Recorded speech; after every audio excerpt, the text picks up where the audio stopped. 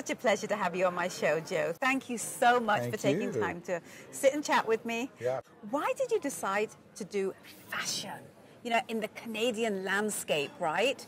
Like when you think of fashion, you think of New York. Well, for sure. I mean, you know, most people who go into the fashion business in Canada have a very hard time. Yes. And the Canadian marketplace is not a great place to launch a fashion brand from because we don't have the support structure here. We don't have the textile mills, we don't have the notions, all the accessories, we don't have, and the media is very Canadian centric. Yes. None of the media goes outside of the country. So, and we have very small distribution in a very large country. It's 3,500 miles that's along the 49th parallel, essentially.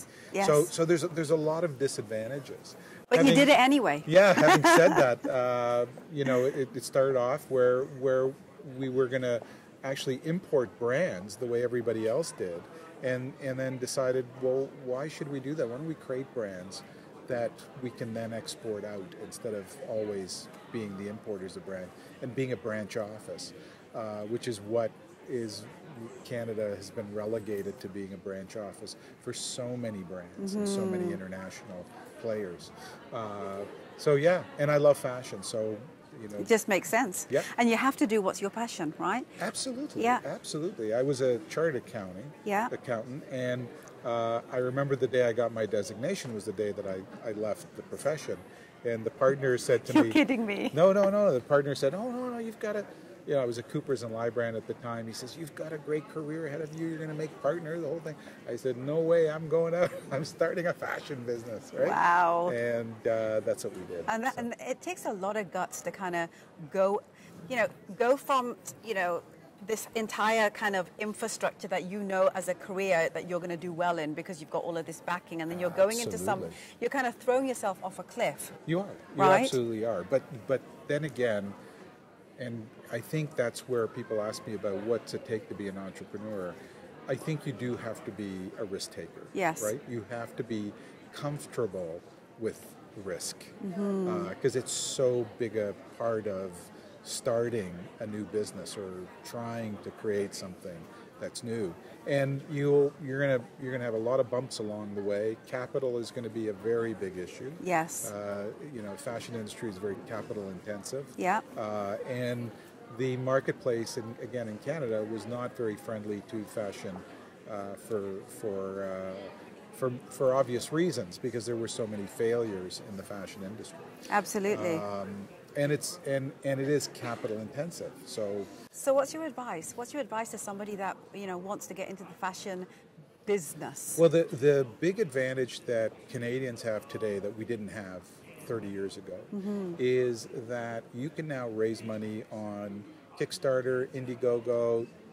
You know, there's all kinds of crowdfunding sources of capital. That's number one. Number two, if you are an e-commerce play, which is what I would recommend most people to be, yes, you're borderless.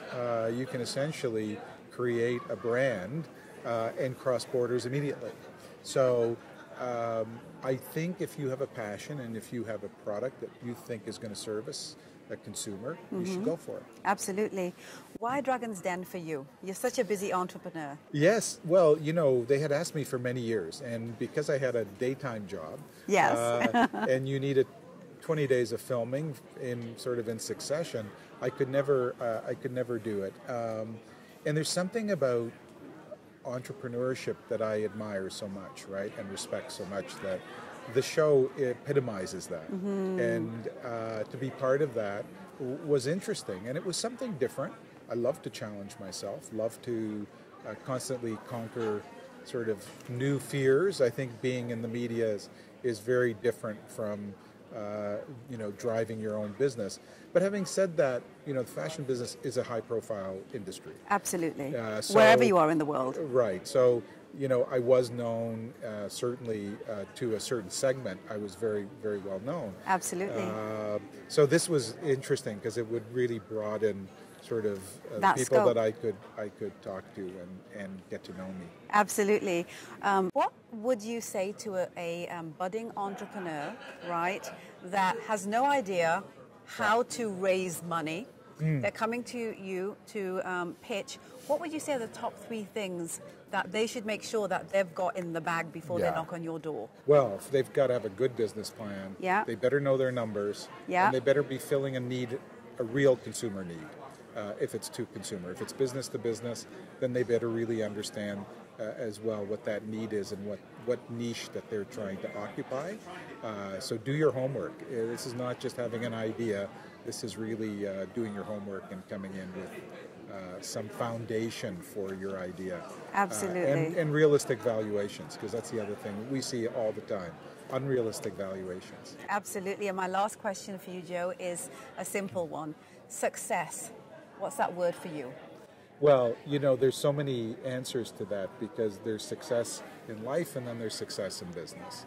And I think if you don't understand the difference in the two, then you're in trouble. Yes. Because then you won't have real success. Success is when you can be happy in both those areas, both with your life and with your business.